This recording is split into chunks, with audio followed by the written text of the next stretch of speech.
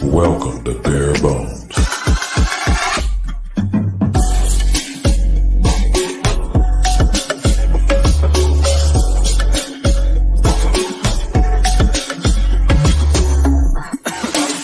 With your host, Danny Meehan and Dr. Mason West.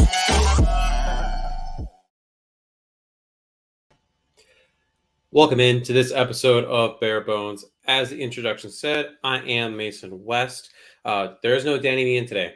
He's got a little vacation, so he's actually going to miss this week and next week. But I do have two substitutes that are going to do a stellar job filling in for Danny. This week, we're going to have Khari Thompson, friend of the podcast, come in. He's taking care of a couple things, so he'll be down shortly and joining the podcast very soon. But for right now, we're just going to be talking a little bit about what has been going on. So week one, Packers, super big week. Everyone's excited. I'm excited. It's one of those things where, there's been a lot of talk all summer. It's been exhausting, to be completely honest, throughout this entire process, because when it comes to the Bears in particular, it's one of those teams where if you told me they won 5 games this year or they won 10, wouldn't surprise me either way. Reason being is there's a lot of factors going on here, right? And one of the biggest ones is Justin Fields. One of the things that's very frustrating when it comes to, I'm sure for him, and when it comes to someone who watches and follows the Bears, is the perception of him, right? And what he can or cannot do as a passer. And that's one of the things that hopefully, right, gets changed and that narrative shifts in this first week. So we have revamped the show a little bit. We're going to have a lot of the same conversations, but maybe a little bit of an order. One of the things that we're changing up is how much we talk about the previous game, which, we had probably 15 to 20 minutes where we would talk about that. This week and going forward, we're going to instead have something called chart review. This is where myself and whoever else is part of the pod, this week will be Khari, just going to talk about notes from the previous game, things that are important for the next week. Now, obviously, there was no previous game. So brief discussion about what went on in the offseason that has led us to this point. A couple of key notes that I think, right? Number one, I just talked about this a little bit. Justin Fields, his progression and the weapons that they've added around him, or the protection that they've given him. It's well established that the offensive line was not very good last year. It's well established that the weapons, especially against man coverage, not very good last year. All right, the Bears were pretty awful in terms of creating separation and passing the ball. So what did they do? Brian Poles went out with that number 1 pick, turned it into DJ Moore, turned it into a couple other picks, and going forward. What else did he do? Right? There's someone that we'll talk about a little bit later in the show, and I'm sure it's going to be a little bit of a hot button topic. He went and signed a Nate Davis. They went ahead and they drafted a Darnell Wright, trying to shore up that offensive line. Now things happen, and you have injuries. Now, all of a sudden, right, Tevin Jenkins got hurt. Bilateral calf strain is what we're hearing. You end up having, Lucas Patrick, Cody Whitehair injured his snapping hand. And they're saying he's healthy at this point. So, clearly they like what Lucas Patrick is going to give them more at center. So now you have Lucas Patrick at center. I think he had 5 to 8 snaps at center. So before y'all go biting my head off about Lucas Patrick and how bad he was last year, he was not great. Let's be real. He wasn't. But keep in mind, he was brought in to play center. He ended up having to play guard because he also was injured and ended up having to play with a club on his hand. I don't care if you're playing center, if you're playing guard, playing tackle. It is pretty darn hard to block anybody when you're having a club on your hand. It's just what it is. So that's not an excuse, but it's reality. Then he did come back, and those 8 snaps or so that he played, he looked decent, right? It's not like all of a sudden he was missing assignments and anything terrible going on there. So he is your starting center going forward. So in theory, this line should be better than last year. Your weapons, right? I mentioned DJ Moore already. Didn't mention yet that they went out and got Robert Tonyan. So now your second tight end is much better. Someone who was a touchdown machine in Green Bay. He had an injury. Things slowed down a little bit for him there, but hopefully he can refine that red zone like he did last year. And you also get a little more help in the run game. As much as I love Dave Montgomery, he was not efficient as a runner. If you look at some of those deep metrics, he was the heart and soul of the locker room. Great guy, super hard worker, and could run the ball decently between the tackles. But again, not the most efficient, not very explosive. He wasn't someone that would not break off a 40-yard touchdown run. A lot of times he would get caught from behind. He wasn't someone that was going to give you 4 or 5 yards per carry for the most part. But he was a warrior, right? He was someone that if he did have an injury, he'd be back faster than the average player would come back. And so that's something that, you can't overlook. However, you have a Khalil Herbert who was more efficient in less snaps. So we have to end up seeing what that's going to look like. You bring in a Deontay Foreman who arguably, if Khalil Herbert wasn't, one of the most efficient, Deontay Foreman was one of the most efficient rushers in the league when he got a chance when Christian McCaffrey got traded. And then you go and draft a Roschon Johnson, who I personally believe, a couple other, draft pundits who I hold in high regard believe, and Ryan Poles himself said, was surprised that he had made it as far as he did, or they dropped as far as he did, and that the Bears were able to get him where they did. So, you add all of that to the situation, and all of a sudden, this offense is looking a lot better. Go to the defensive side. That defense was built to lose. It wasn't a great defense in the first place. You trade away a Khalil Mack. You, in the season, trade away a Robert Quinn. You trade away a Roquan Smith. You don't have a very good team. And then there were injuries on top of that, too. Right? Jalen Johnson missed time. Eddie Jackson missed some time near the end there. Your second cornerback was someone that you're not exactly super high on in the first place. And then when you have an injury to a Jalen Johnson, right, you're using guys that you're really hoping are just special teamers in your secondary. As much as I like Jack Sanborn, I'm not going to say love, but as much as I like Jack Sanborn, you can ultimately see what the Bears thought of him because they went out and, right, they replaced the entire linebacking core. They get a TJ Edwards. They get a Tremaine Edmonds, right? Much more solid there, much more athletic in that position. They go out, right, and they add some. Initially, they added some line depth. Andrew Billings is someone that I'm very excited to see what that's going to look like, especially against this Green Bay rushing attack, which we'll get to once Khari gets in here. You go ahead and you add a DeMarcus Walker, who is, every time you watch Tennessee Titans film, he's someone that pops off. And that's kind of forgotten, unfortunately, because he did miss time this summer. He didn't play in preseason games. So, fans didn't really get a chance to see what he can do. But if you go back and watch Tennessee film, and Tennessee is a really good team to watch if you're watching like another team, because they're just so solid. They're always consistent where their assignments are. They're not messing up. So you can really assess how the offense is doing when you watch Tennessee's defense. And DeMarcus Walker was a guy, when you watch that, constantly messing things up, constantly wrecking plays, and constantly, being disruptive would be the best way to put it. So DeMarcus Walker, awesome addition. You go ahead and you draft, right, a Tyreek Stevenson, who so what we've seen so far, it seems like he belongs.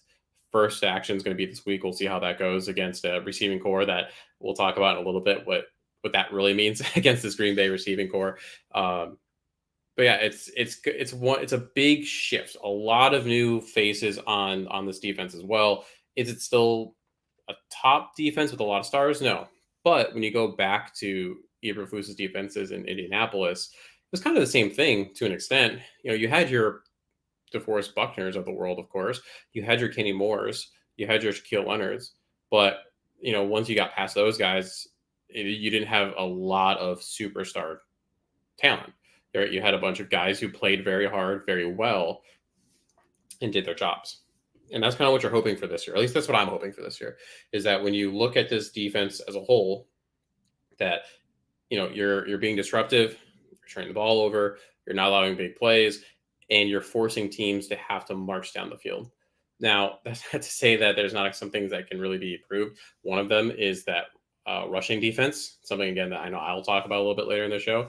but that rushing defense was atrocious last year. And you can't have that happen in terms of how bad that was. So you're really hoping that the linebackers that you got, you're really hoping that the defensive line that you added in a Billings, who much more solid there in the middle, that you're hoping that, and I even mentioned Yannick Ngakoue, not exactly someone that's going to help in terms of rushing defense. He's saying that he's going to change that this year. Very interested and very excited and hoping that that's the case. But at least in terms of pass rush, it's going to significantly help. You're also hoping that with Yannick Ngakoue, that your sack leader, I believe last year was Jaquan Brisker, and number 2, I think, was Roquan Smith. Sorry, so 2 guys, one's a safety, 2 a linebacker that was traded during the season, should not be your leaders in terms of your sacks. And now that brings me to bring in Khari Thompson, friend of the podcast. Hey, bud, how you doing? Man, the joys of fatherhood. What can I say? The incredible knack for timing. That potty time happens literally 1 minute before the show. I mean, you can't beat it.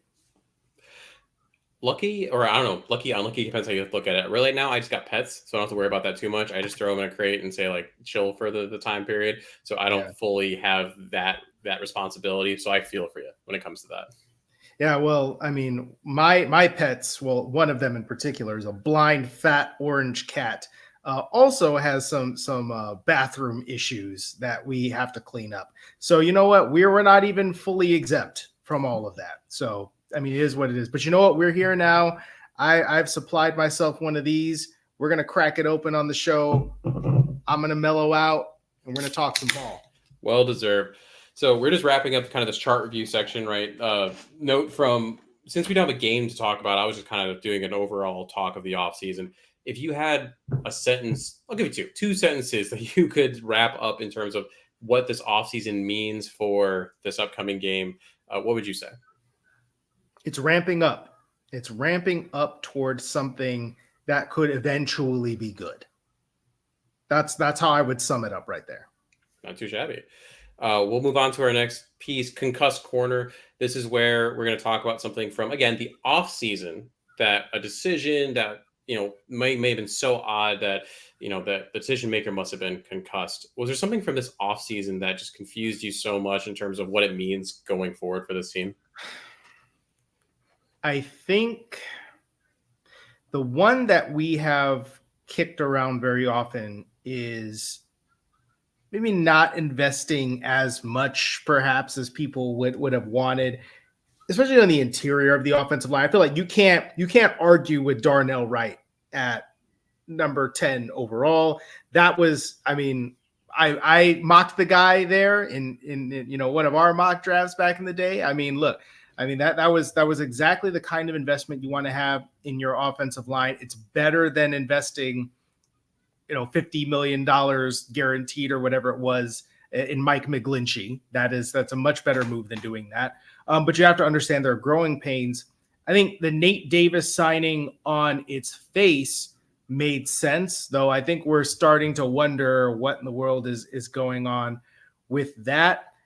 I think that all in all, I feel pretty good about what has transpired offensively. I mean, I don't mind that the Bears didn't draft an interior offensive lineman like a center in the second round. I don't mind that they didn't do that. I don't understand why everybody wanted them to do that in the first place. This team is not a starting center away from doing anything meaningful, right? This isn't like the Kansas City Chiefs where they're a playoff team, Super Bowl contender, and then you draft Creed Humphrey high because that's just kind of plug and play. That's like what you need at the time. You need so many other things. So to me, that wasn't a huge issue to me. A little bit more push to add veteran help. Really your plan that you wanted to start Cody Whitehair at center, and then you knew that you knew that Tevin Jenkins' health is what it is, and he's had so much trouble staying healthy. Then I don't know. To me, I feel like I would have preferred to see something a little bit more in terms of get a starting caliber player right away that maybe pushes Tevin Jenkins. he's now been here for a couple of years. There were rumors that they wanted to trade him last year.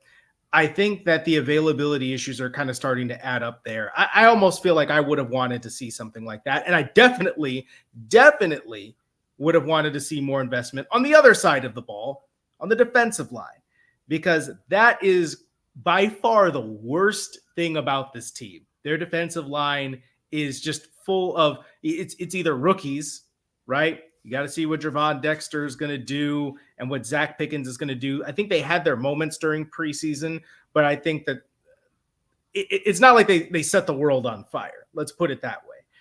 And then you've got Andrew Billings and, Rasheem Green, who basically hasn't played. DeMarcus Walker, who basically hasn't played. You just got so many what ifs there. And it feels like that is going, if they can't stop the run and they can't generate a pass rush, all of the work that they did to revamp their back seven, I do think that they're still going to be fine, and maybe it won't be as horrible as we might fear, but it's still not going to be good. It's funny you say that, because my exact one that I have written down here was not spending a little more, whether that's money or capital, on the offensive line. Defensive line, when I look at it, I'm like, okay, so I get it, because maybe you could have tried to bid out over like a Jonathan, like a Hargrave, but I mean, he got paid and he's older. It doesn't fit your timeline, so that makes sense. And once you start to go away from those guys, who are you paying on the defensive line that you're really excited about? You go to the draft like Draymond room. Jones or something. Yeah, Draymond Jones got, I think, paid a little more than I would have really wanted to, and especially in terms of the production he actually has, because you want someone who's going to produce for you. And then draft wise too, right? I mean, like, once you get out of that first round, trying to find guys that are really contributors, especially day one, is tough. So defensive line, I understood a little bit. Offensive lines where I have a bit of a problem, because you look at some of the other guys that did get paid, right? Or what those deals were in free agency. Then Isaac Silmulo, 3 years, 24 mil. Connor McGovern, the guard, 3 years, 22 mil. Will Hernandez, the guard, 2 years, 9 mil. Connor McGovern, the center, 1 year, just under 2 mil. And then, Dan Feeney, who's now on the team, he got, I think it was 3 mil, something of that nature. So like all of that was very affordable. I think you alluded to, you could have gotten a veteran, said, hey, Tevin, earn your spot. Hey, veteran, whoever this is, push. You can start if you prove that, you're better than who we have here. Go ahead and do it. And then once all the dust settles, worst case scenario, you have a really solid veteran backup, which doesn't hurt anyone. I mean, that's what kills most teams, is the offensive line depth. Let's think about it this way, right? So I'm over here in Boston, and they snapped up Riley Reef of a free agency. And I think the plan was to have him be potentially the starting right tackle. And they paid him money like immediately that he was going to be on the team. Doesn't really make sense to cut him. There's a lot of dead money, et cetera, et cetera. But I think with him in particular, what they've done a little bit, he's hurt now, so he's not playing, but they kicked him inside to guard. That might actually be the best thing for him at this particular point in his career, even though he hasn't played guard before. So I think that there's a little bit of learning curve perhaps with that, with your 34-year-old offensive lineman, and it was like, yeah, we'll stick you in a completely new position. But he actually did pretty solidly at it in the limited amount of time that they played in the preseason.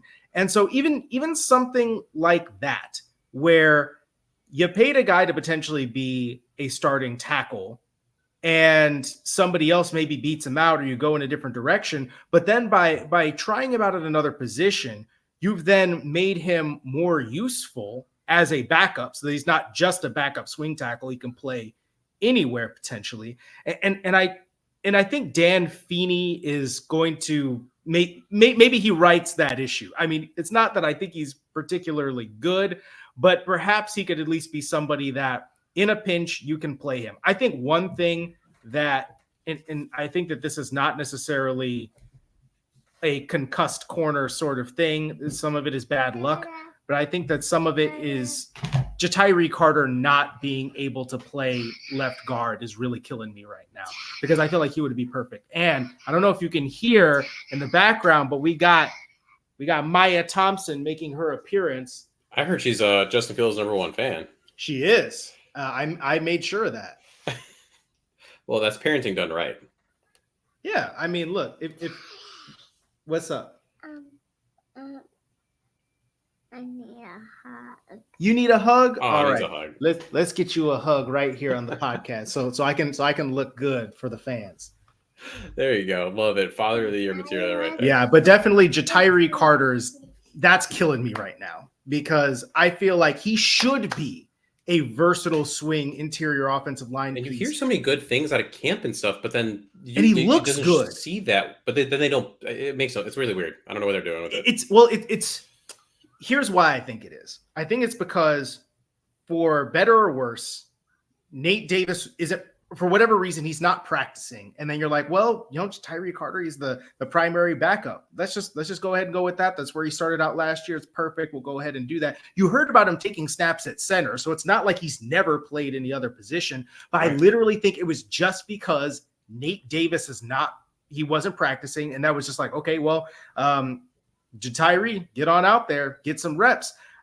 That said, I kind of wonder, why wouldn't you then, okay, once the starters are out, go ahead and bump him over to the left side, see how he does, and just get him a couple of reps. And here's the thing. I don't know. Maybe that happened at some point. And I mean, perhaps there's still some experience there, but I just feel like this would be a perfect time to get him in the game, given what we've seen, what we've heard. That said, I'm okay with going with a more veteran option here. And I think that's why Lucas Patrick is potentially going to start at center. First of all, before Dan Feeney, who, yeah, he's a veteran, but Patrick knows the system. He knows what you want to do. And Cody Whitehair has been a left guard his entire career, basically. Early that maybe his more natural position. I don't know. People seem to think it's center versus left guard, what have you. But you go with a more veteran option to begin with, and then you play around with getting younger guys in if they're. Yeah, totally agree with all that. So actually, now we're going to take our first break. We're going to, and actually something I'm very excited about, we have a new sponsor for the show. I am beyond excited to announce a new sponsor for the pod, Achilles Ankle Repair. The first thing to hit the ground when you play most sports is your foot. So why isn't your foot and ankle strength a priority for you? Achilles was created by founder Trey Villarreal and co-founder Eric Schlossberg to give every athlete the advantage to perform with confidence and allow them to play at 100% even after suffering serious injuries. It is trusted by collegiate and professional teams all over the nation. The Achilles has been shown to increase muscle development by as much as 320% in the lower leg muscles. I use this myself for my personal ankle strength and with all of my lower extremity patients. Often transitioning from table exercises to functional movements in standing can be hard due to ankle weakness. Traditional bands are too weak and many standing balance exercises are too hard. Achilles bridges the gap by bulletproofing the ankles and knees. Achilles can be used for rehabilitation, injury prevention, and overall strengthening, so it is great for the clinic, the gym, or the home. Want to see it in action? Head to their Instagram, Achilles_Nation, or my own personal page, Dr. West Sport PT. Then go to anklerepair.com to order yours and use code NATION for free shipping until October 1st. Like I said, super, super excited about this. It's something that aligns with, obviously, me as a physical therapist. It aligns with I know a lot of people, our listeners are athletes, or at least pretend to be. I know I still pretend to be when I play my pickup basketball. And I know for me, my ankles were garbage. And that's why I got Achilles. And I'm telling you, it is a game changer for me. I'm over here just thinking about Achilles, like the mythological character. Yeah, it's no good having trash ankles when everything else is great. Oh, absolutely. You don't want that holding you back. But so now we're going to move on to our training room roundup. Perfect transition, right? You know what? Why don't we just start with the elephant in the room? Nate Davis, out for personal reasons, didn't participate on Thursday. How are you feeling about Nate? I'm frustrated. Not gonna lie. I'm definitely not feeling Nate Davis right now. You mentioned in the past that Nate Davis is actually dealing with an injury. He was actually hurt. So you know what? Okay. All right. And we've seen that they have been very cautious with their players coming out of training camp. I mean, they don't want to. Well, it's funny because I think perhaps there was a period of time where they realized that they were overdoing it and guys were getting hurt. And they're like, you know what? How about we chill and just coast through the rest of the season? Let's go ahead and do it that way. So at least maybe you learned some kind of lesson from that. I think that it seems like he's trying to find any little reason to not practice for whatever reason. Or maybe there's stuff going on that we just don't know about. So you know what? I shouldn't speculate. I should not say that he's faking it or anything like that. I don't want to go there because I personally hate when people make assumptions about things they don't know about when it comes to players. That said, I'm frustrated because the guy, you signed him to help solidify your interior offensive line for your third-year quarterback that you have invested in, and you want to see him get better. And as much as I really like what Tyree Carter did in his limited time in preseason, I guess not limited, he played a lot, but in his sample size of preseason, I would rather not have him starting at right guard instead of a veteran if you don't have to. Exactly. Right. Yeah. And so I feel like if he performs well in the game, then okay, fine. I guess all is forgiven. You're kind of annoying, but you kept Justin from dying and you opened paths in the run game. You did your job. But if we're seeing that he's not able to finish games because he hasn't been practicing, or he's got just nagging injury issues that keep him off the field, he got his bag and now he's going to go home. Not going to be cool with that, man. And I think that it just doesn't feel good that this is one of the key free agent signings that was made this offseason to help improve your offense. And you haven't really gotten a chance to see if he improves your offense yet. No, 100%. And it's a slippery slope, I think. I mean, I agree. If he shows up in the Packers game and, just runs over Kenny Clark and, play after play, I might have a hard time being too upset about that. But like you said, if, it's now fourth quarter and you look gassed out there because you're not up, your conditioning isn't where it needs to be, I'm going to be pretty pissed. If, and if I'm in that locker room, I mean, we've all had that where we had a group project back in, I don't care, middle school, high school, college, wherever. Or even something maybe at work where there's just that one person that kind of just shows up when it's time to do the project, and they get it done technically, but where were they like all of the times that you were like getting all the stuff ready? And there's a brotherhood in that locker room. And if you're just going to be standing on the sideline, I mean, there's one picture, I can't remember who posted it, but you can literally just see like Nate Davis, 30 yards away from the rest of the offensive linemen who are doing the drills. And it's like, if I'm in the drills, I'm going to be kind of pissed at you, bro. Now, again, I don't like to speculate, just like you said. I don't know what's going on there. The source that I had that told me about the injury, I truly believe in that. But there's a difference between hurt and injured. Yep. There's a difference between, some people can have the exact same ankle sprain. One person plays an entire basketball game on it, and the other person is laid up and can't do anything. Everyone's different on that. So I can't. And also, who knows if there's something legitimately personal going on there. But if there is, if there's something mentally going on, if there's something emotionally going on, if there's whatever, I would, if I were on the team as a player, as a coach, as a healthcare professional, I'd say, why don't we reel you back then? And then why don't we get the help you need? I don't care whether it's physically, whether it's mentally, whether it's emotionally, I don't really care. But let's not have you just stand on the sidelines and then have you show up and cash a check on game day. That would bother me. Yeah. And I find the imagery strange. The fact that he's at practice, but not practicing for personal reasons. And he's talking to Eberflus. And there's this part of me that thinks that if they were really, really upset with him, if this were really a big problem, that they would tell him, don't come to practice. Just stay in the training room. Don't need to see you out here. Do your thing.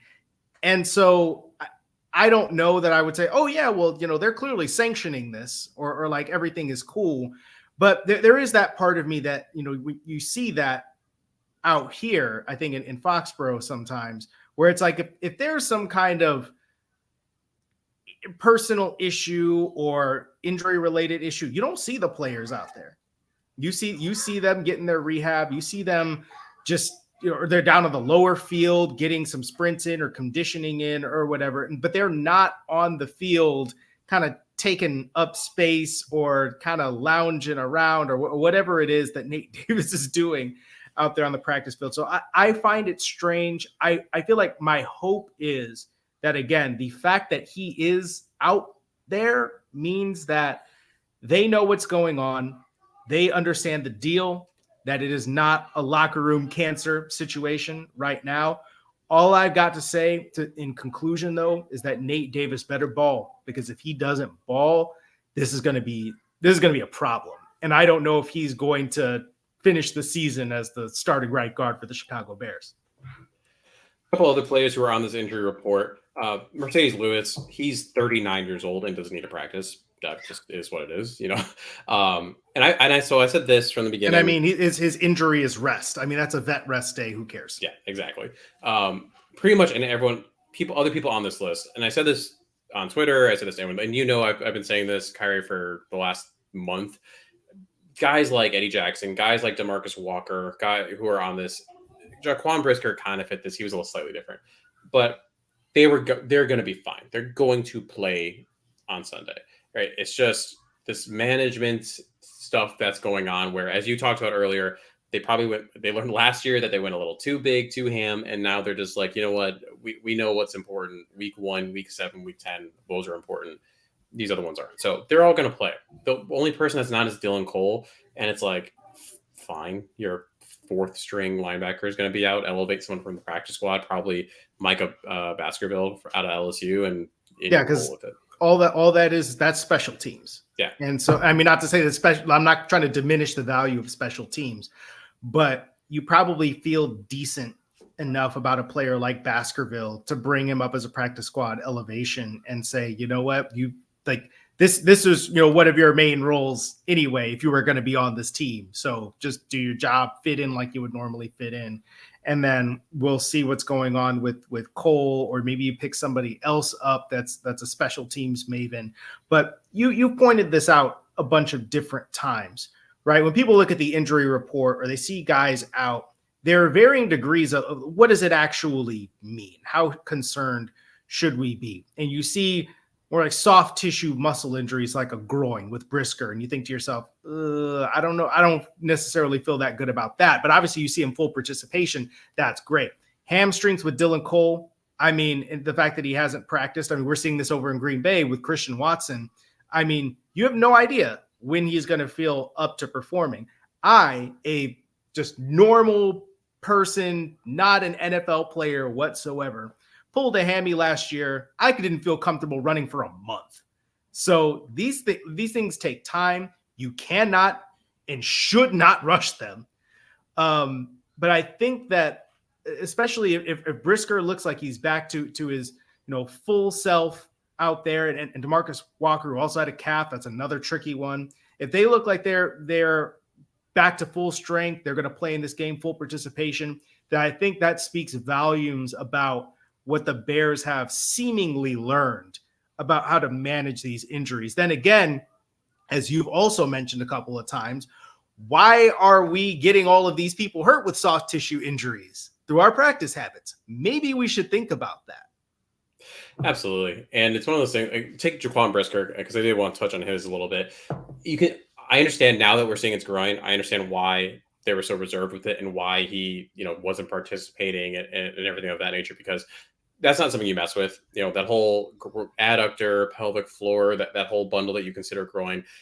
It's just so important to establishing core stability. It's just so important to lower extremity strength. And as you talked about with soft tissue injury, you know, it's one of those trigger things. I mean, like, all of a sudden it could be the 5th play of this upcoming game and they could go again, to be completely honest. But so that's why when Eberflus talked about it, right, it was very much we got to see. We're going to see how he reacts. We're going to see how he does on Wednesday when we put the pads on. And that's why he had to build it up the way that he did. So I appreciate the way they handled it. I still wish that there's a little more transparency, because I don't know what advantage you're giving up to say, hey, you know, Jaquan's dealing with a little bit of a groin thing. Like, Green Bay is really not going to do anything with information, but that's just me. But you mentioned Christian Watson. Now we're going to flip to the other side of the ball. The 2 of the really big ones are Romeo Doubs and Christian Watson, right? Doubs had a hamstring issue back in preseason game. He is a limited participants little limpy from the videos I saw, and Christian Watson has not participated. That's not a great sign on a Thursday. We'll see what Friday holds, but that is not looking good for this receiving core. No, and I think I would say this, to cut right to the chase. I feel like if Christian Watson is not playing, then I'm tempted to just go ahead and pencil this in as a win potentially. And here's why. A win for the Bears, I mean. And here's why. I feel like Jordan Love, I'm sure we're gonna talk about him a little bit later. It's not that he's started a game before. He's been behind Aaron Rodgers, got all his practice time, preseason time built up over the past couple of years. But this is the first start of his tenure as the guy in Green Bay. And to have to start off without your most explosive receiver right off the bat, and then you got, I mean, this is already a very youthful team from a wide receiver and then like pass catcher standpoint, right? Because you've got Dobbs, they're both second-year receivers, and Dobbs could be really good, but again, limited participation. You might not even be 100%. There's a possibility he might not play in this game. And then you've got Luke Musgrave, who, again, really athletic, could be awesome, but he's a rookie tight end. We have not seen him in NFL action yet. That just feels like that is a lot to ask of Jordan Love to go on the road in his second ever NFL start and succeed and put up 30-something points on the Bears. I mean, you never know. Could happen. But I feel like that's a tall ask, especially against a pretty good secondary. Now, what the defensive front does against the Packers to create pressure, what they do with the linebackers, I'm curious to see if they get after Love and they try to be aggressive with him and they send TJ Edwards or Tremaine Edmonds or what have you. But I feel like this has the potential of, we're going to play a lot of man coverage, because if Romeo Dobbs is the only guy that we trust to get open, then we're just sending everybody at you. I mean, that's kind of how I'm looking at it if Christian Watson's not playing. Yeah, we're definitely going to dive into that more for sure. But another player that you're talking about, that support of Jordan Love, David Bakhtiari, he's going to be a guy that, from what you're hearing, he's probably just not going to ever practice. So it doesn't really matter what it shows on the injury report there. The question ends up becoming, how effective is he going to be? I mean, he was not super effective when he did get a chance to play last year, at least from what I saw. And similar to what we just talked about with Jaquan, I mean, that knee could give out on him in the first quarter, go out in the third. Now all of a sudden, that offensive line for the Packers has to rotate and shift. So that's something to keep an eye on. Rashawn Gary, limited participant. He's playing, but he's not going to be 100%. But 70% Rashawn Gary is still a scary man. So you expect him to play and expect him to really push the Bears offensive line. But besides that, Dontavian Wicks, he's part of that very young. He was an undrafted free agent. He's full participant receiving core that the Packers are hoping to put out there. Anthony Johnson, safety, not something you're really worried about. The names to keep on an eye on there, like we said, Christian Watson, Romeo Dobbs, and we'll definitely dive into that a bit more. Moving on to our knee-jerk reaction. So this is where we are going to want a hot take going into next week. Khari, what is your hot take going into Packers week? My hot take is that despite the fact that the Bears ran all over the Packers in 2 games last year, that they're gonna come out trying to throw the football to show everybody what's up with this offense, and that Justin Fields and DJ Moore and these guys are about it.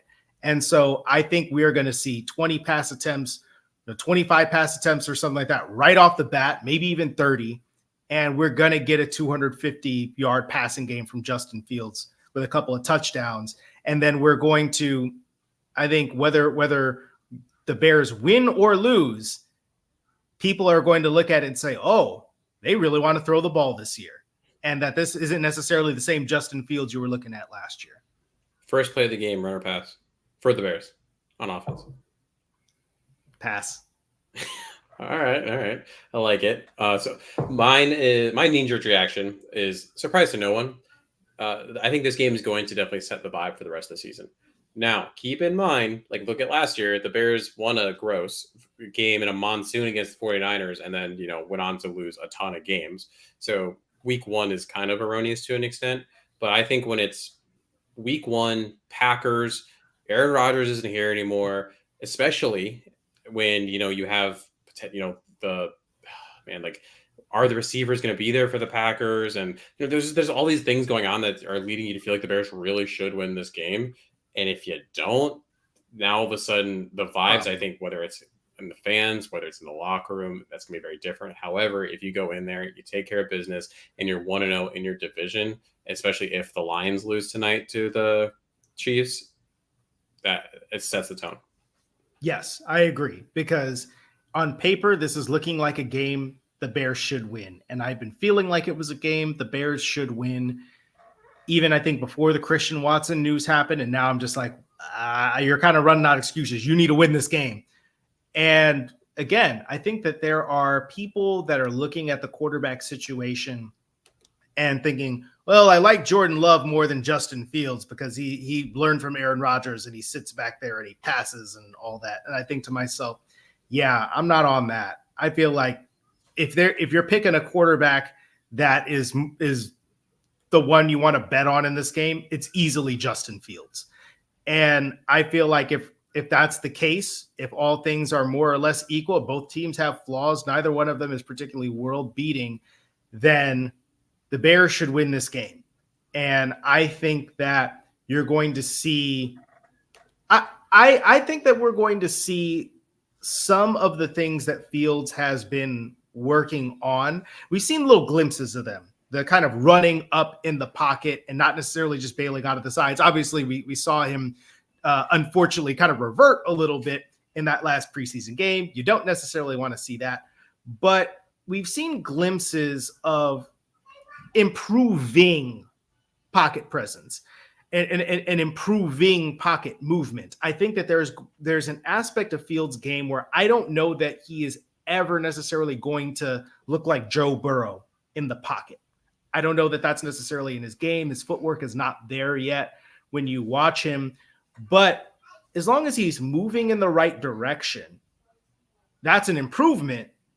And I think the other thing, but I think I've mentioned this before in passing, I think people look at Justin Fields kind of running up in the pocket as why doesn't he just shuffle, and then throw the ball and just slide your feet?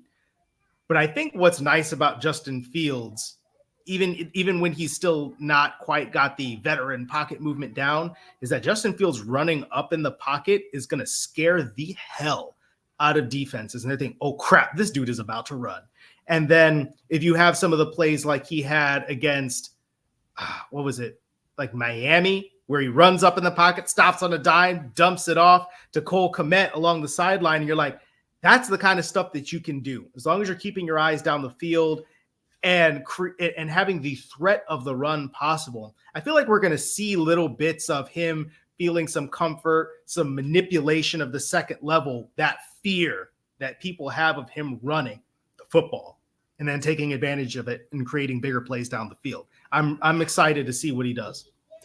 Oh, I just can't wait for Sunday to get here. Honestly, it's just such a different vibe than other week ones. Next section, to be perfectly honest. And if you're new to the show, clearly just too many puns for anyone to handle. Just deal with it. Unfortunately, I understand all of them because, I took gross anatomy back in the day. I took a lot of anatomy courses. So, I respect it, but dang. Oh, cheesy as hell, though. So got to do it. It's Packers week. All the cheese.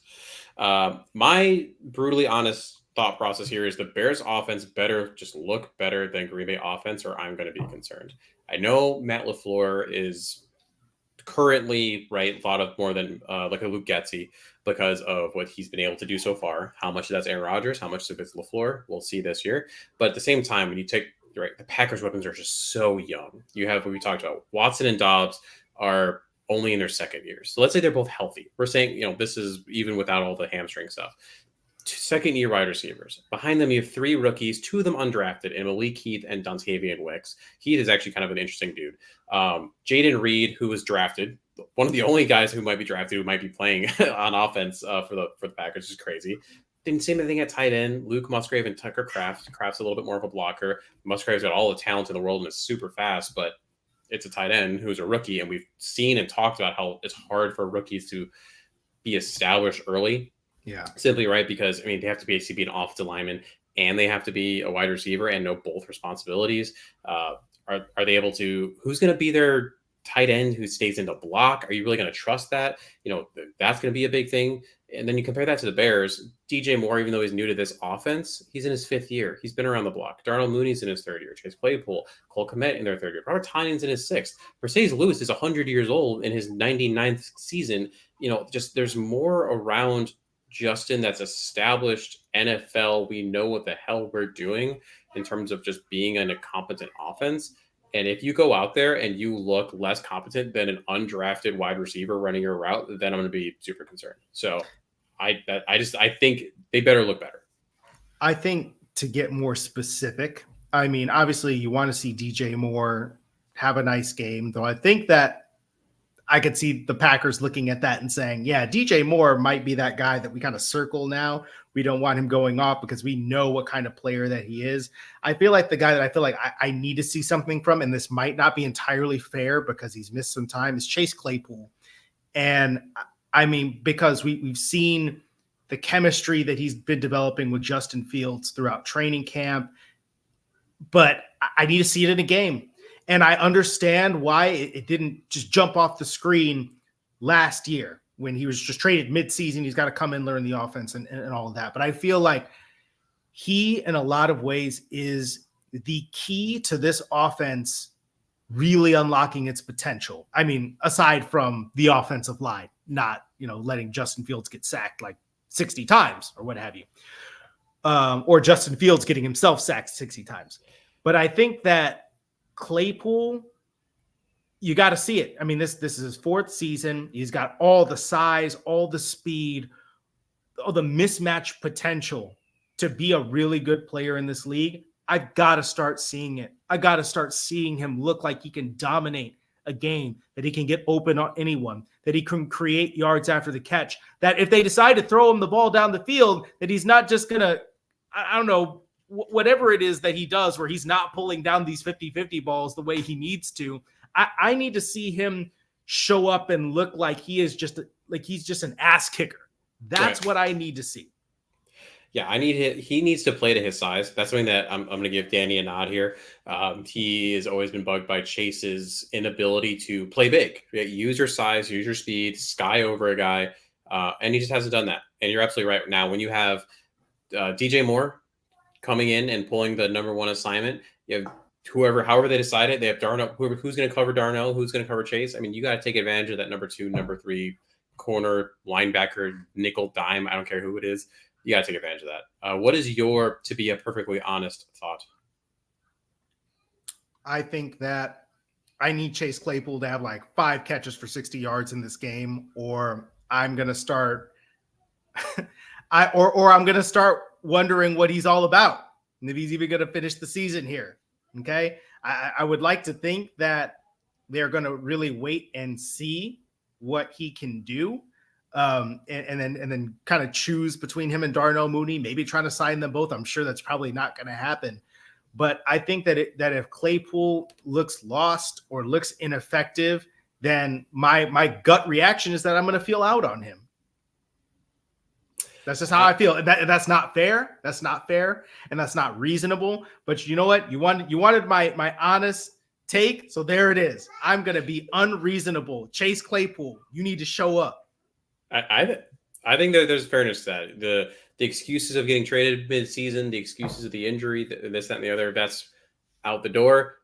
Beat the person you're across from, get open, and make the catch. And don't fumble the ball after you've made the catch. Don't fumble the ball. Tuck that ball away. What is something that you think is quite humorous going into this game?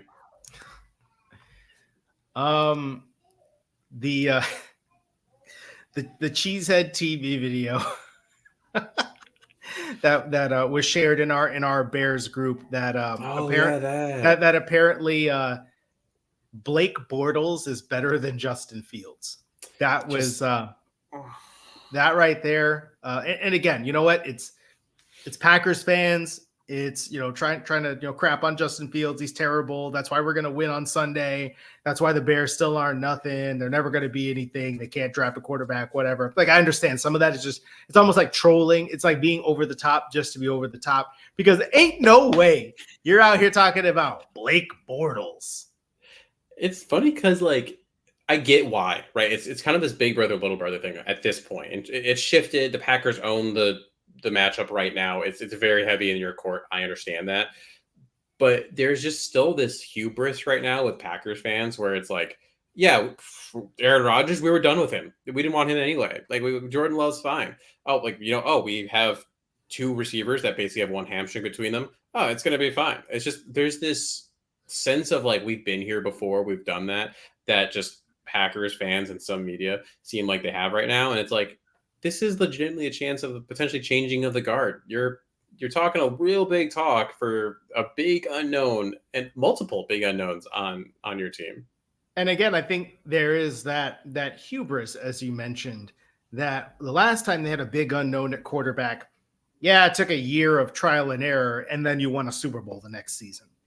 And Aaron Rodgers was just that dude, and it is what it is. And he stayed that dude for the rest of the time that he was with Green Bay. So I think there's this expectation that, whatever, man, like, even if it takes a year, Jordan Love's going to be fine. He's going to be good. And then on top of that, there's like, even if he struggles in year one, we're still better than the Bears, right?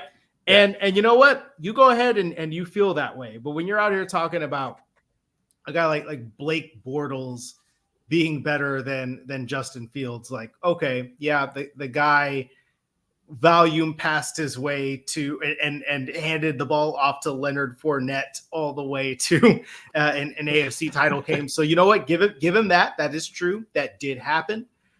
But I think that Justin Fields as a prospect, as a young player doing what he did last season, which, again, I think you can look at the struggles as a passer.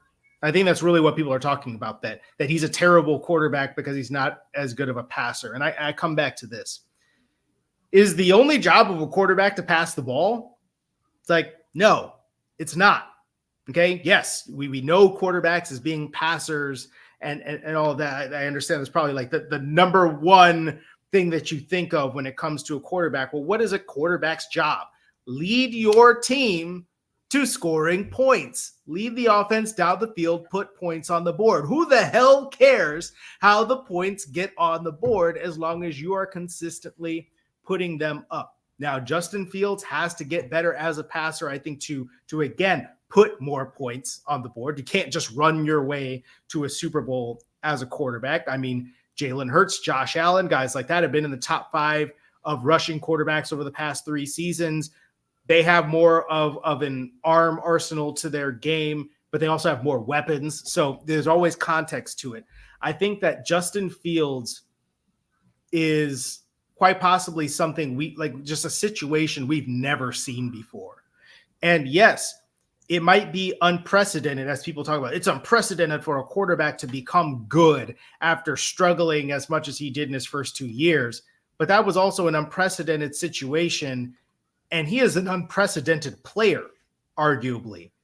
I mean, we've seen so many second-year quarterbacks in bad situations just utterly fold and look terrible. And there was like a 5-game stretch there where he was Superman.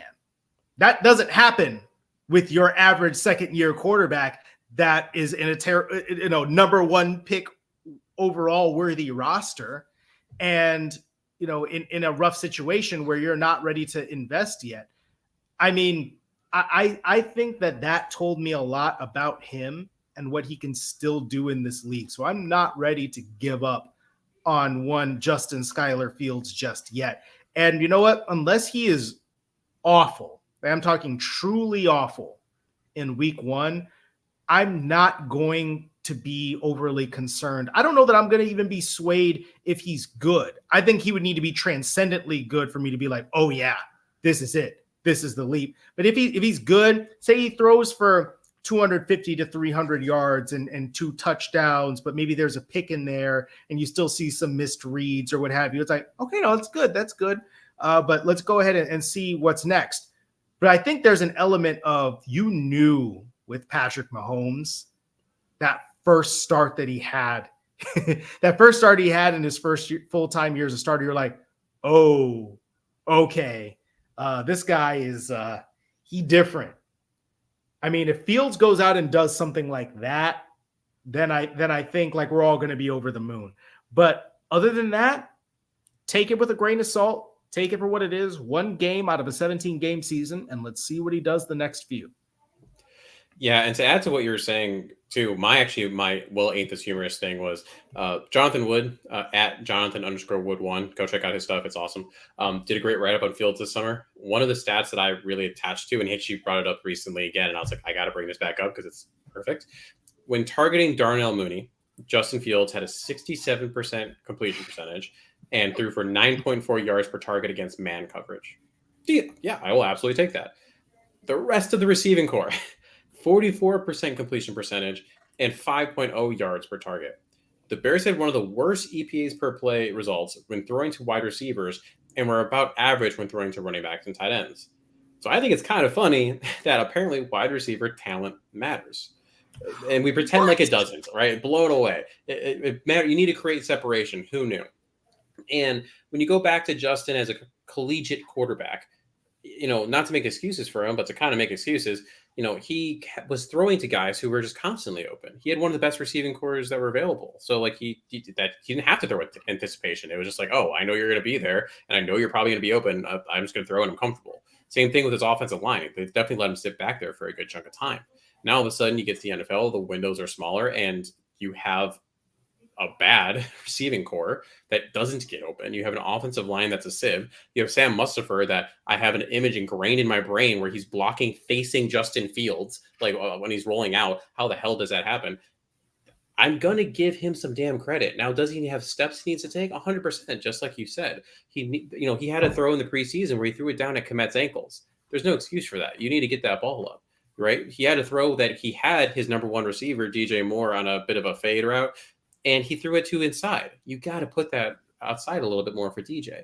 So like there's no excuses, or I'm not trying to make excuses for the dude, but at the same time, let's evenly measure, where we're at. Take Jalen Hurts, who we're pretty happy and say took a leap, put him on that team last year, and I'm telling you, they're not going to do that much better. It's just that team was trash. It was built to be trash. Yes, they wanted to be bad. They wanted the number one pick. They just didn't want to tell you they wanted the number one pick. But then when they traded away Roquan Smith, they told you they wanted the number one overall pick. That's what it was. And I think that the interesting thing about those plays that you referenced is that I think in some cases the decision could have been better, but I think you understood what he was doing, what he was seeing, and then there were physical errors that happened. It was the right play, it was the right choice. Execution wasn't there. Physical errors are going to happen. That's why you have a preseason. That's why you have practice. And physical errors are going to happen with Justin Fields in a game. They happen with every quarterback. I mean, I've seen Aaron Rodgers. I remember watching the Patriots game last year, the Patriots-Packers. I saw Aaron Rodgers just airmail like a wide receiver screen, like a bubble screen. I'm like, dog, what are you doing? Like, it's like he got kidnapped by the Monstars. Somebody got him, but that's one throw, right? If you're seeing it all the time and you're just like Justin Fields just straight up can't throw the ball to a receiver accurately, then okay, maybe you've got an issue. But I think that DJ Moore is going to help you solve some of those problems, because even if the ball isn't exactly perfectly right where it's supposed to be, DJ Moore is going to catch it. Right. He's if you put it close enough, you give enough margin for error, that guy's going to come down with the football. And that instills confidence. And I feel like one thing that we've continually seen with Justin Fields is that once he's completed a couple of passes and he starts feeling himself, that's when you start seeing the trick shots come out. And that's when you start seeing the command of the game starting to come through.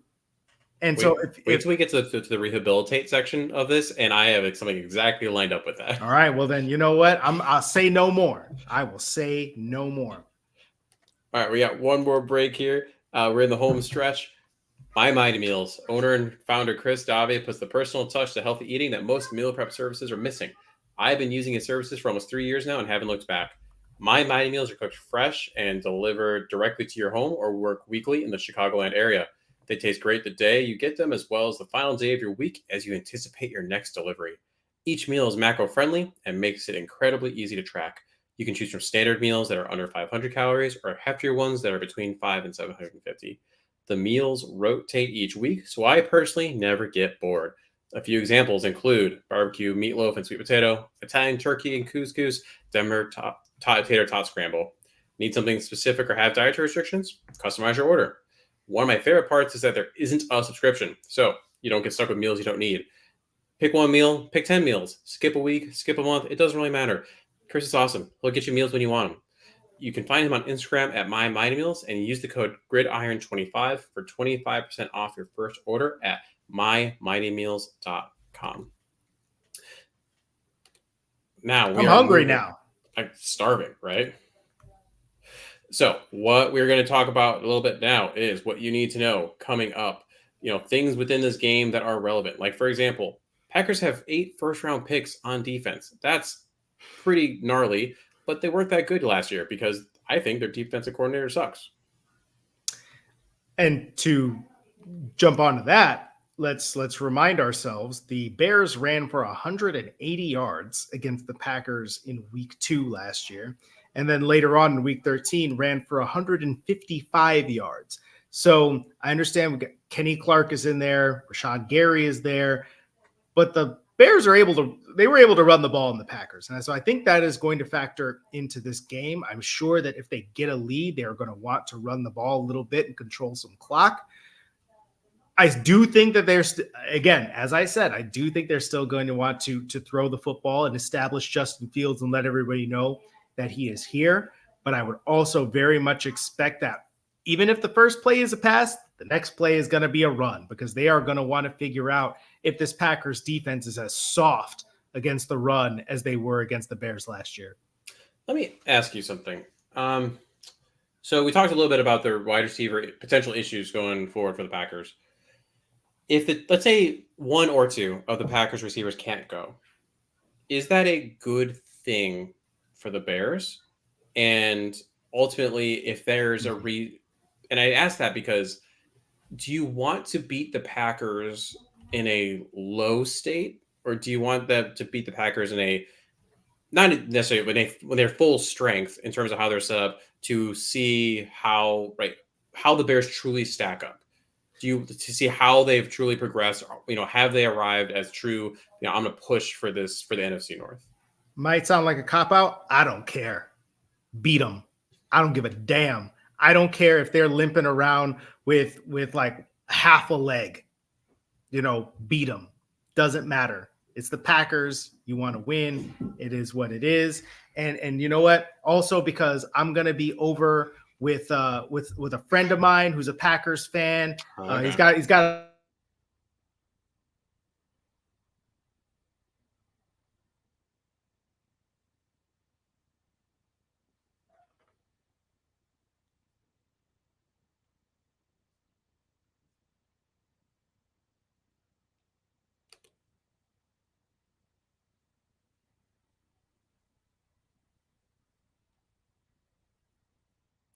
Oh.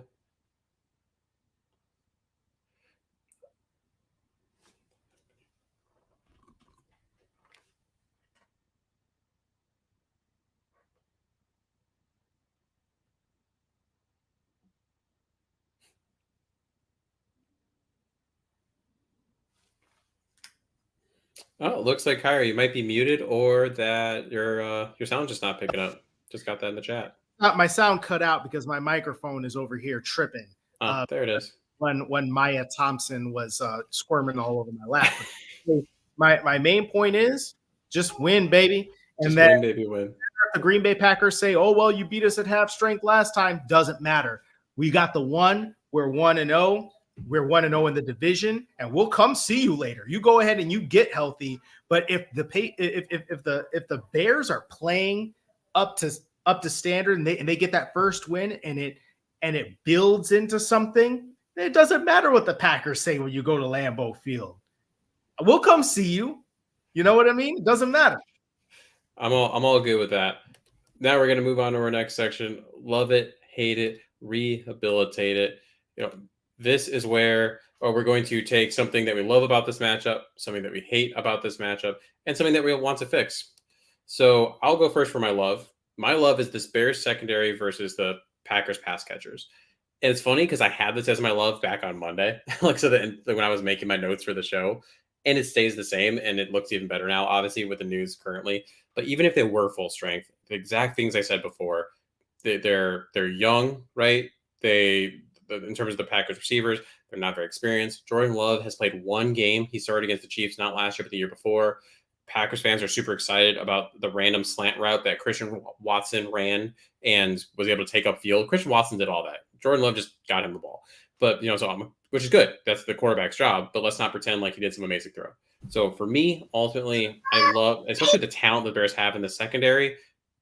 That's really their strength on that defense. Love the matchup.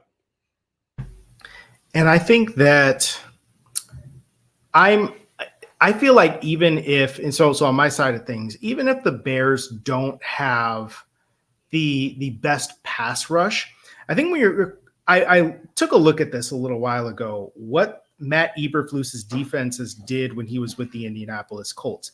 And there were actually, this was a bit of a trend that, and I looked at this on Pro Football Focus. So, I mean, take it for what it's worth, whatever you want to say. But the defensive line, like the pass rush grades were always like kind of meh, they might be fine, but they weren't necessarily great. But the coverage grades were usually better than the pass rush.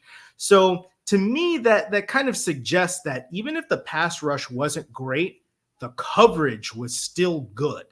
And the back seven still did what it was supposed to do, even when the front four wasn't necessarily getting it done. And so I think this will be an interesting barometer of, okay, even if you're not getting to Jordan Love with four, maybe you end up bringing five, we'll see how much pressure they want to bring. But if they feel confident enough to go toe to toe with Packers receivers or other teams receivers, because you do have some really nice pieces in that secondary. Eddie Jackson's going to be back. Brisker's going to be back. Jalen Johnson is very good when healthy. Kyler Gordon looks like he's taken a bit of a step. He's playing really physically. He's playing fast.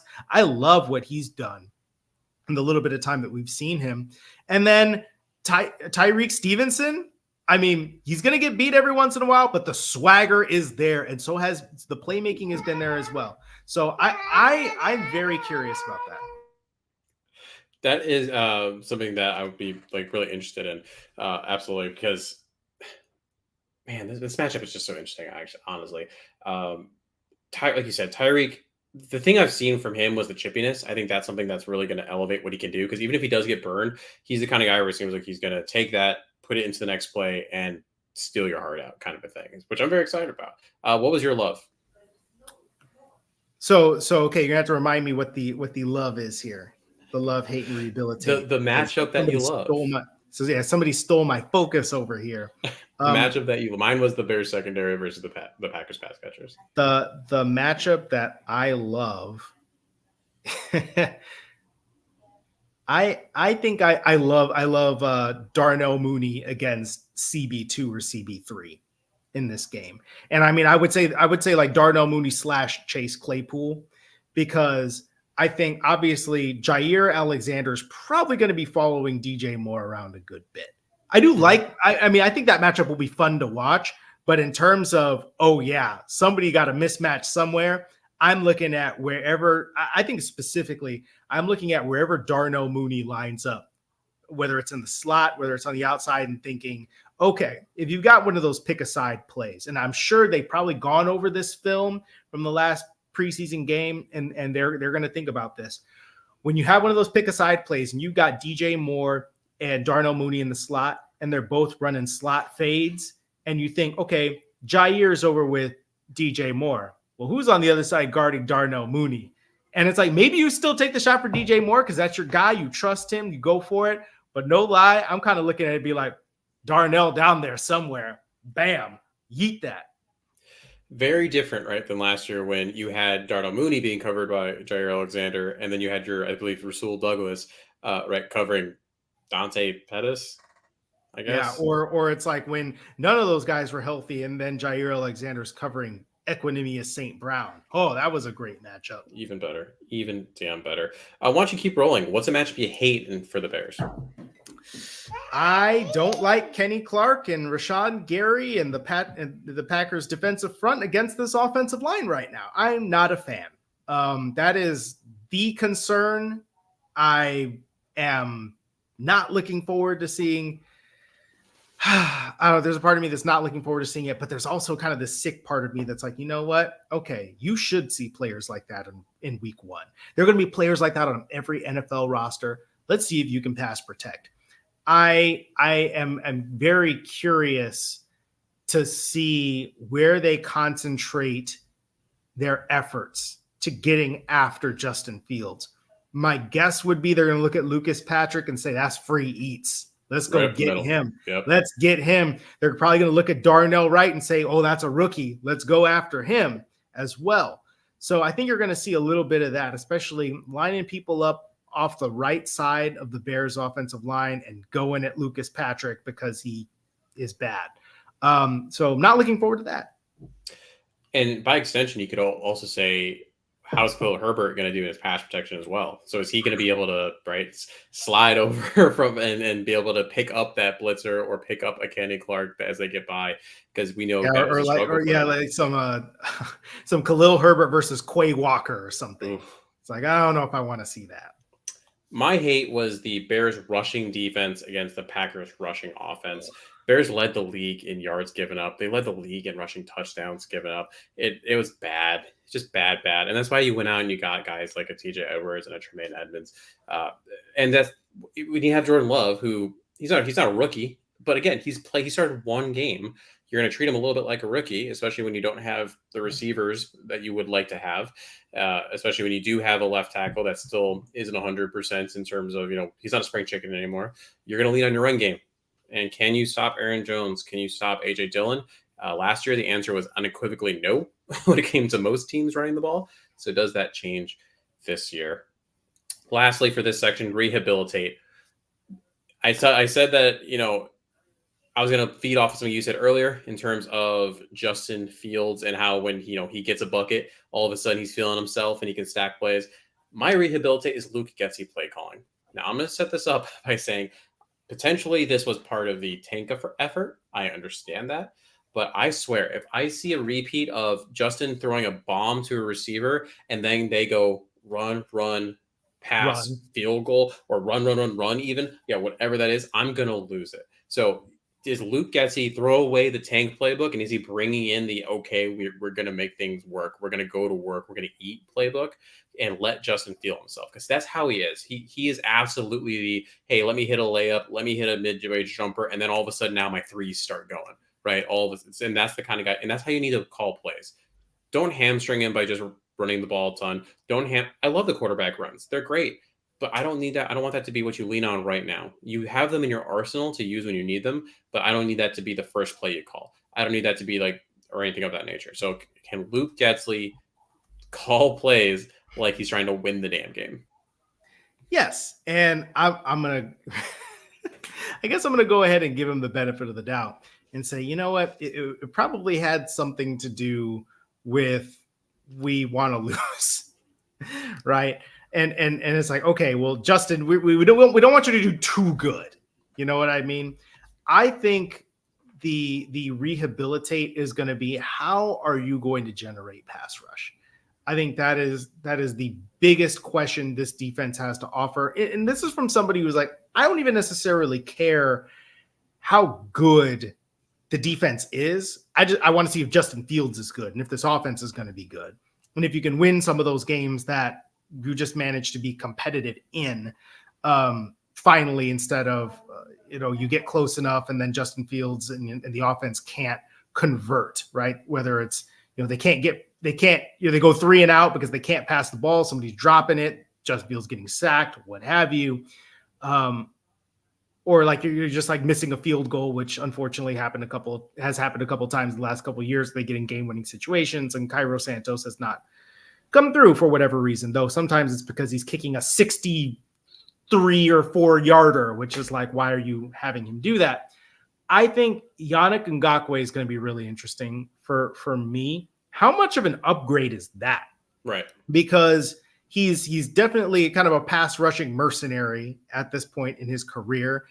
He will go to whomever pays him the best at any given time. I want to know if he can be somebody that I don't necessarily see him as, oh yeah, he's going to be dominant and he's going to get 20 sacks. But can you get 10 sacks? And if you can be a 10 sack kind of player and like a 50 pressure kind of player, somewhere in that general vicinity, does that help the guys on the other side of things? Does that help Zach Pickens when he's in the game? Because we've seen a little bit of pass rushing chop from him, right? If you're so worried about Yannick Ngakoue looping inside on some of these stunts on the outside, does that let Zach Pickens slip inside the way that he did against Tennessee in preseason game 1, right? Can you sneak through like that? Does Dominique Robinson, for all of his physical tools, does having somebody like Ngakoue on the other side of things help him as a pass rusher? Definitely not going to help him as a run defender, because neither one of them can defend the run or wants to defend the run. So that's another issue here. But basically, have the additions that they have made, we haven't even talked about DeMarcus Walker and Rasheem Green, have the additions that they have made, even just like the veterans, are they enough to make this pass rush passable? Because if they're passable, then, I mean, the defense isn't going to be great, but they'll be more middle of the pack. And that would be a major improvement. Significantly from probably one of, if not the worst, pass rushes that from last year. X factor for the Packers. Who do you got? Luke Musgrave, because I think that the first thing that the Bears are going to do, especially if Christian Watson can't play, is look at Romeo Doubs and be like, okay, well, that's your guy. We're going to go ahead and put our best cover man on him, see how it goes. And then can Luke Musgrave punish one-on-one matchups? Because in the end, we know that, like, you can't call Aaron Jones and A.J. Dillon X factors, because we know what they are. They have been running on the Bears for a little bit now. They're going to run the ball. I mean, this is Jordan Love that we're talking about in his second career start. They're going to want to run the football. But do they have another pass catcher that can potentially punish you? If Luke Musgrave scores a touchdown or pass somewhere in the 50-yard range, that's problematic for the Chicago Bears. My original one was Christian Watson until, apparently he's not going to be playing. So I'm going to just scrap that. I could stick with it, but I really don't think he's going to play, to be completely honest. We'll see on Friday. So I'm going to switch mine to Rashawn Gary. I think if he can just create havoc in the middle, because that's where, if you have pressure on the edge, Justin a lot of times can get away from it. When you have pressure up the middle and you just mess up his timing, it's right in his face right away. That's when bad things happen. That's when the sacks happen. That's when some of those fumbles have occurred. So if he can take advantage on the inside, now all of a sudden, totally different conversation. X factor for the Bears, I'm going to say the combo of Tremaine Edmonds and TJ Edwards, right? If you can, and it's kind of a 2-level thing. I almost kind of think of TJ Edwards as my really smart, not that Tremaine Edmonds isn't smart, but he's got a lot of the more physical stuff that really helps him out. But TJ Edwards is kind of that always in the right place, right time kind of guy, being there, stopping the run. And Tremaine Edmonds, he struggled a little bit in some of his run defense, to be honest. But if he can take, right, like drop back and kind of a step, make Jordan Love have to have that difficult throw over the top of him. Now all of a sudden you're taking away the run game a little bit. You're also taking away that short to intermediate pass game. The game is totally different. I think I already mentioned somebody that I think is, or a couple of guys that are X factor worthy in Claypool and Mooney, but I'm going to say something else. Something that, a guy that maybe we've forgotten about a little bit here. Deontay Foreman. Yeah. I think that Khalil Herbert is the best pure runner on the team right now.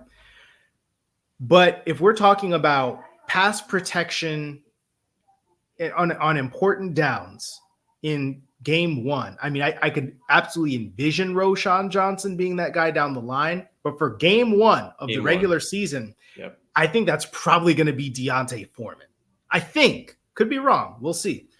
But if he can step up, stick his nose in there, and keep linebackers, blitzers off of Justin Fields, if he can help Darnell, because I feel like this is going to be an interesting one. So I feel like Braxton Jones in his second year is probably going to get more assignments on an island than he did before. And now it's going to be about helping Darnell Wright. Go ahead and throw a nice strong chip into whichever edge rusher is over there and make him kneel down for a second, make him touch grass. That could be the difference in the game. Because to me, it's you can't have Herbert out there as a 3-down back right now. I think he's too much of a liability. And so you've got to be able to play your backups. And right now, the more experienced backup is Foreman. And if he can show that he is useful as a pass protector and as a check down option, and maybe even as a late game option where it's like, okay, look, we want to run the ball. We've got a lead. Go ahead and use that big old battering ram dude and go at them. Okay. I think that he could be very underratedly important in this game. So Packers are winning 24-21.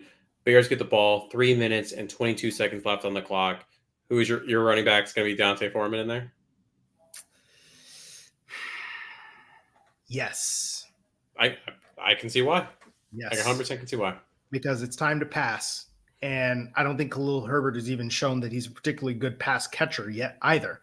So I'm going with Deontay Foreman. I think that might even be a bit of a rich position for a Roshan Johnson unless he's really, really impressed them. But I think that's the kind of role that I can envision for him later on. But for this game, you're talking 2-minute drill. Nah, give me Foreman or Travis Homer. I think that's another guy that we forgot about because Travis Homer has been that guy for the Seattle Seahawks for a while. So exactly. I think it's one of them. I can see it. All right. So now we're going to move to kind of our superlative fun part of the show, a little more rapid fire for the most part. First one coming up is over-unders. I have some over-unders for Khari to run through here. He gets about a sentence to justify his answer if he wants to, but that's about it. So first off, Justin Fields touchdowns, 1.5. Over. Okay. No, we're talking total. We're talking about total touchdowns. Yeah, I just said touchdowns. Over. Yeah. Jordan Love passing yards, 210.5. Ooh. Over. Packers turnovers forced, 0.5. Over. It's kind of one of those. It's you're gonna get one, right? It's probably gonna happen. Yeah. Yannick Ngakoue sacks, 1.5. Under. Packers rushing yards, 157.5. Under. All right. Then that is the average yards that the Bears gave up last year, 157. Yeah. I mean, all right. Game predictions. We're going to run through a couple of games here. First off, let's just do it. Green Bay Packers at the Chicago Bears. These lines I grabbed today, so they could have changed even since I grabbed them. Keep that in mind. But Bears are favored 1.5 at home, which basically means nothing. Who you got? So this is Bears Packers. Bears Packers 1.5. All right. Give me Bears. Bears to cover. I'm going to say Bears on this one too. 31-24. You don't need to score, but I just felt like throwing that out there. Detroit Lions at Kansas City Chiefs, our Thursday night game. Chiefs are favored by 5.5. Who you got? Lions. Give me Lions to cover that one. Lions to cover. All right. Like a backdoor cover? Yeah, I think something like that. I'm not going to say anything. Tampa Bay Buccaneers at Minnesota Vikings. Vikings favored by 6.